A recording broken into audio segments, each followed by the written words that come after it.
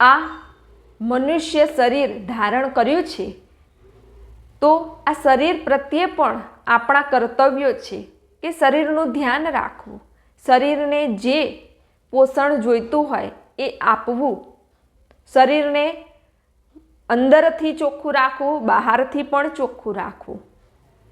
આંખો શું જોવું શું ન જોવું, મુખ વાણી કેવી બોલવી કેવી ન બોલવી, કેવું જમવું કેવું ન જમવું, શરીરને જે યોગ્ય હોય એ જ આપવું, શું સાંભળવું શું ન સાંભળવું,